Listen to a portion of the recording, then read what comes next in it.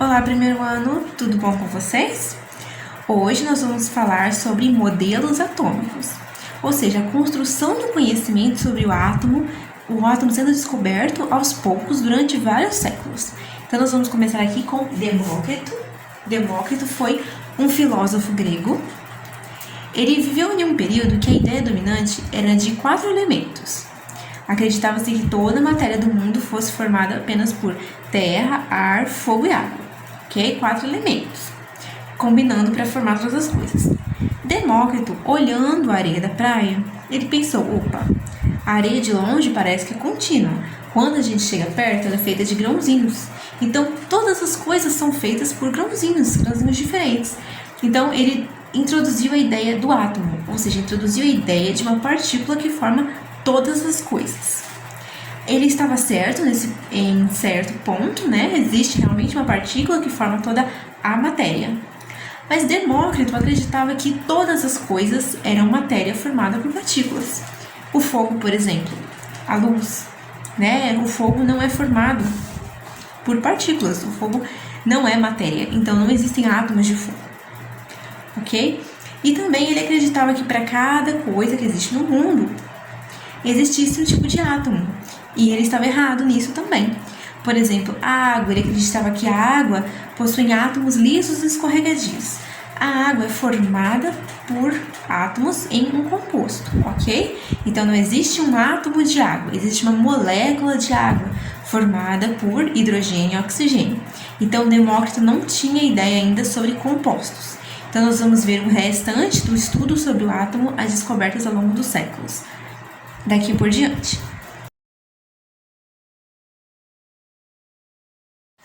O segundo modelo atômico que nós vamos estudar é o modelo de Dalton. John Dalton criou um modelo chamado modelo bolas de bilhar. Muitos séculos depois de Demócrito, ele conseguiu demonstrar que realmente a matéria é formada por partículas muito pequenas, que recebem o nome de átomo, né? Também manteve o mesmo nome. No entanto, Dalton percebeu que não existe um tipo de átomo para cada coisa, mas cada matéria formada por compostos, né? Algumas matérias são formadas por compostos, como a água, por exemplo, são feitos pelo rearranjo desses átomos e em proporções fixas. Como assim proporções fixas? A água, por exemplo, a água é formada por hidrogênio e oxigênio, sempre 2 hidrogênios para cada oxigênio. Isso é uma proporção fixa, 2 para 1. Se for 3 para 1, já não é mais água, é outra coisa. Ok? Então, isso é definição de proporções fixas. Então, Dalton teve 2 acertos. As proporções fixas, a ideia de compostos e a comprovação que sim, tudo é feito por partículas, toda a matéria.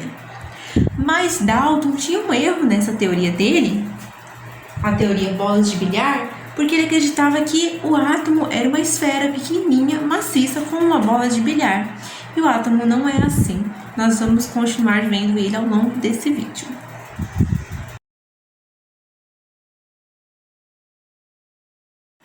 A pesquisa química continuou. Então nós chegamos em J.J. Thomson, que é Joseph John Thomson. A época de Thomson era muito na moda pesquisar eletricidade. Estava todo mundo pesquisando eletricidade. Então, tinha aqui um tubo onde colocavam um gás, aplicavam uma força nele e ele emitia uns raios verdes, que estava cheio de energia negativa, ok? Então, Thomson percebeu que, peraí, os átomos não são esferas maciças, porque eles liberam energia na forma de partículas, ou seja, os átomos têm uma partícula de energia negativa, mas eles têm uma parte positiva, ok? Então foi formado esse novo modelo chamado modelo pudim de passas. O modelo pudim de passas, ele acreditava assim: o átomo era uma esfera maciça, de carga positiva, mas toda incrustada com várias partículas de carga negativa, que iam saindo dos átomos para fazer as reações, para formar os compostos, e que saíam quando colocava nesses tubos, gerando esses raios verdes. Então, o que acontece? John Thomson fez uma grande descoberta na química. Já se tinha algum conhecimento sobre eletricidade, sobre elétron, sobre eletricidade, né? Mas sobre o elétron como uma partícula que faz parte do átomo, não se tinha. A ideia foi introduzida por Thomson. Ele acertou quando disse que sim, os átomos têm partículas menores com energia negativa. Ele acertou quando disse que essas partículas menores saem dos átomos para formar os compostos e para fazer as reações. Mas o que Thomson errou é nesse formato aqui. Ok? Essa não é a forma do átomo. E o átomo não tem um grande centro positivo como Thomson acreditava.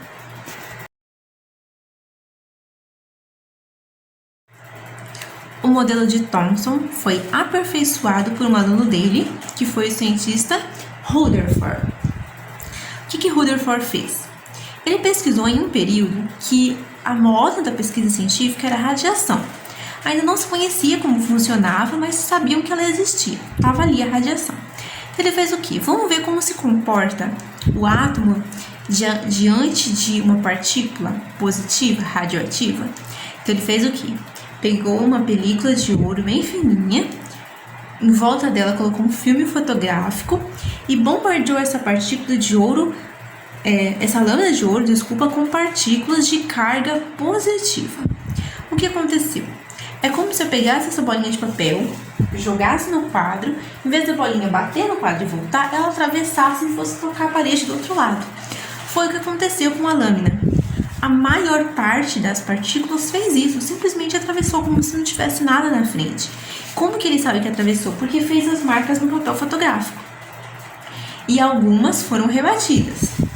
Bateram em alguma coisa na lâmina de ouro e voltaram. Disso, Rutherford elaborou um novo modelo atômico. Esse modelo aqui, que é conhecido também como modelo do sistema solar, porque realmente parece sistema solar, né? Tem o Sol com os planetas girando em volta, e esse modelo também é semelhante. O que nos dizia esse modelo? Que quando as partículas alfa passavam pelo átomo, a maior parte do átomo é um espaço vazio, diferente do que todos os outros tinham entendido. A maior parte do átomo é um espaço vazio, por isso as partículas atravessavam. Porque as partículas também são pequenas, elas são do tamanho do centro do átomo, elas são do tamanho do núcleo. O átomo, então, tem um núcleo pequeno de carga positiva, um espaço vazio cheio de cargas negativas, que é onde estão os elétrons. Então, quando bate uma partícula positiva, no centro ela bate e é rebatida. A maior parte que atravessa passou por esses pedaços aqui que é chamado de eletrosfera, que é onde estão os elétrons girando. Então isso foi uma grande descoberta de Rutherford, revolucionou totalmente o entendimento que as pessoas tinham de átomos, mas ele tinha um problema, né? Ele tinha alguns acertos. Quais eram os acertos? Os acertos é que realmente os elétrons estão girando ao redor do núcleo, o núcleo é positivo, os elétrons são negativos, a eletrosfera é muito maior do que o núcleo. E o erro de Rutherford é esse formatinho desse jeito. Tem mais algumas coisas no átomo. Porque, pensa bem, eu tenho um núcleo de carga elétrica positiva. E eu tenho em volta dele várias cargas elétricas negativas girando. Então, qual que é a tendência? Positivo com negativo se atraem. Então, os elétrons deveriam cair todos sobre o núcleo. Porque, olha só, estão em volta. Mas isso não acontecia. Por quê? Tinha mais alguma coisa no átomo que Rutherford não havia percebido ainda.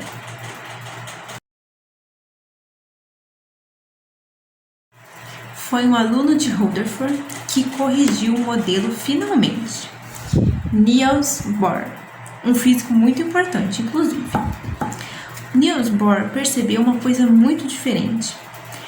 Correto que os elétrons giravam em torno do núcleo, mas não existia só uma órbita redonda, igual no caso do desenho de Rutherford.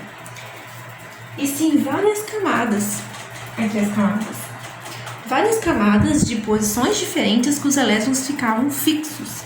E que em cada camada havia uma quantidade de energia que mantinha os elétrons ali. Então os elétrons giravam em torno do núcleo, mas sem sair dessas camadas, sem sair dessas posições que eles estão, sem sair das órbitas, né? A não ser que recebessem energia. Então, quanto mais perto do núcleo, menor a energia que esse elétron tinha. Para saltar para uma camada mais distante, ele precisava receber energia na forma de calor, na forma de luz, de diferentes formas. Ok, então vamos lá. Tem meu átomo aqui, ele recebe energia na forma de calor ou na forma de luz. Então o átomo ele vai ficar energizado, o elétron vai ficar energizado, chamado de elétron excitado, e vai saltar para uma camada mais distante do núcleo, vai saltar mais para fora do átomo. E quando ele voltar ao seu estado natural, a quantidade natural de energia, ele vai voltar para a sua camada e liberar energia na forma de luz, ou radiação na forma de luz.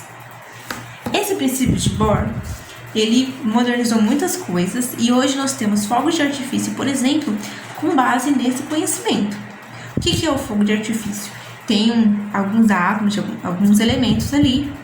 Então, quando explode lá no céu com o calor do fogo, os elétrons são excitados, passam para a camada mais externa e depois eles retornam ao estado original, liberando luz. Então, diferentes espécies de átomos, ou seja, diferentes elementos, vão liberar luzes de cores diferentes. Bohr submeteu vários elementos a diferentes fontes de energia para obter um espectro. É como se fosse um arco-íris para cada elemento. Cada elemento mostrava cores um pouquinho diferentes, em quantidades diferentes. Então, esse espectro é como se fosse a impressão digital de cada elemento. Eu vou deixar na tela aí para vocês conseguir editar alguns elementos, hidrogênio, hélio, oxigênio, que cada um mostra uma quantidade de luzes diferente.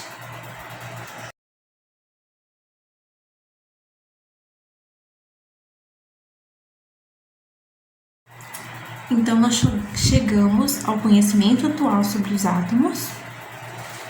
Eles são partículas que formam toda a matéria e são feitos por partículas menores, que estão no núcleo, que é um núcleo positivo. O núcleo positivo é feito de partículas, que nós vamos ver agora. Os átomos se juntam com outros átomos diferentes para formar os compostos. E em volta do núcleo tem elétrons girando. Aqui nós temos o nosso átomo. Esse é o núcleo. O desenho está fora de escala, tá? Esse é o núcleo positivo, mas o que tem dentro desse núcleo? Tem prótons e nêutrons, que são partículas muito pequenas, chamadas de partículas subatômicas, sendo que os prótons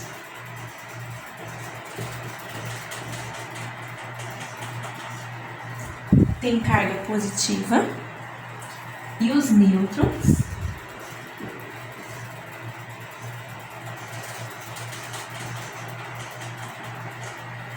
não têm carga. Então, o núcleo tem essas partículas positivas com essas partículas sem carga fortemente unidas. Eles não saem do átomo para fazer as reações. Quem sai do átomo para fazer reações, combinar átomos com átomos, são os elétrons, que são essas partículas muito menores do que os prótons. São infinitamente, são muito menores do que os prótons e eles saem para fazer as reações. Então, em termos gerais, os átomos são partículas com um núcleo positivo formado de prótons e nêutrons, uma eletrosfera carregada de elétrons com energia negativa que saem para fazer as reações. E importante, a quantidade de energia negativa e a quantidade de energia positiva de um átomo em seu estado fundamental, ou seja, o jeito que ele é normalmente, o jeito normal do átomo é igual, positivo com positivo, mesmo tanto. Portanto, o átomo é uma partícula neutra, uma partícula sem carga, porque as cargas positivas do núcleo são anuladas pelas cargas negativas da eletrosfera.